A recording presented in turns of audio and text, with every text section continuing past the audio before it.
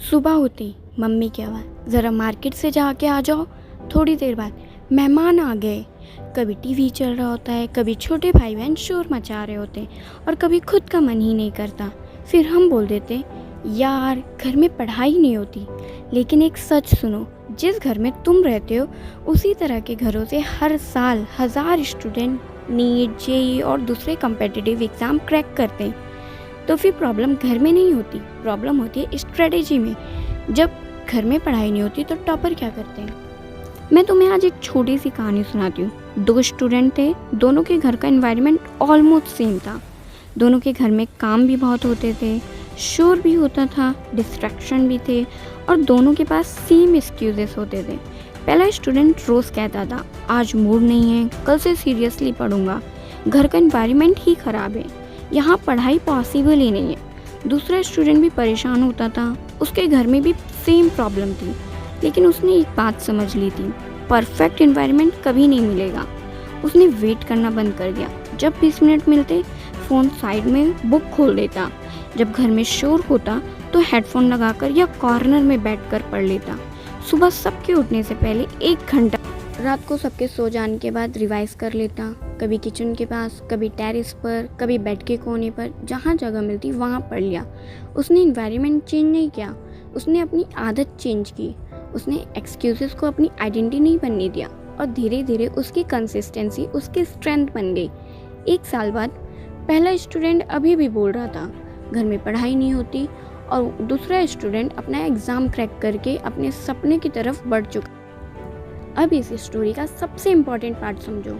हमारा दिमाग बहुत स्मार्ट होता है। जब कोई काम मुश्किल लगता है तो दिमाग तुरंत एक रीज़न ढूंढ लेता है। रूम छोटा है, टेबल अच्छा नहीं है, शोर बहुत है, घर वाले समझते ही नहीं, टाइम ही नहीं मिलता। ये रीज़न कभी कभी सच भी होते हैं, लेकिन एक और उससे बड़ा सच है, सिलेक्शन एक्सक्यूजेस से नहीं होता, कंसिस्टेंसी से होता है। टॉपर कोई अलग नमूना नहीं है, कोई और जगह से नहीं आया है, वो भी तुम्हारी तरह ही होता है। उसके घर में भी प्रॉब्लम होती है, उसके लाइफ में भी डिस्ट्रैक्शन होते हैं, उसके पास भी कभी कभी मोटिवेशन नहीं होता है।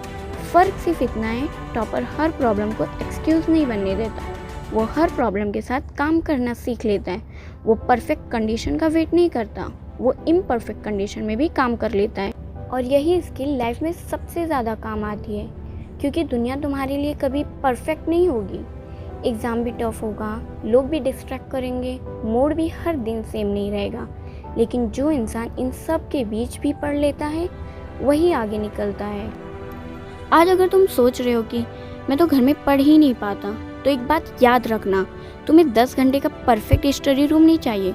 तुम्हें बस एक डिसीज़न चाहिए। एक डिसीज़न कि मैं बहाने नहीं बनाऊंगा, एक डिसीज़न कि मैं शोर के बीच भी फोकस करना सीखूंगा, एक डिसीज़न कि मैं मूड का वेट नहीं करूंगा, क्योंकि मोटिवेशन हर दिन नहीं आती, लेकिन डिसिप्लिन हर दिन काम आता है।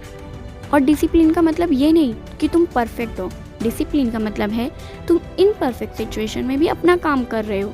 आज से अपने आप से एक प्रॉमिस करो, चाहे घर में कितना भी शोर हो, चाहे कितना भी काम हो, चाहे मन भी ना करे, मैं रोज़ थोड़ा पढ़ूंगा, मैं रोज़ रिपीट करूंगा, मैं रोज़ रुकूंगा नहीं। क्योंकि एक दिन का एफर्ट रिजल्ट नहीं लाता, लेकिन रोज़ का एफर्ट ज़रूर लाते। तो आज का मैसेज सिंपल है, सपने उनके पूरे होते हैं जो परफेक्ट जगह नहीं, हर जगह पढ़ना सीख लेते हैं। घर छोटा हो या बड़ा, शोर हो या साइलेंस, टेबल हो या फ्लोर, सक्सेस उन्हीं को मिलती है जो रुकते नहीं। अगर तुम नीट, जेईई या किसी भी कम्पिटिटिव एग्ज़ाम की तैयारी कर रहे हो तो आज से एक रूल फॉलो करो, no excuse only effort.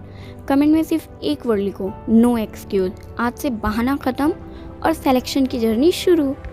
Thank you.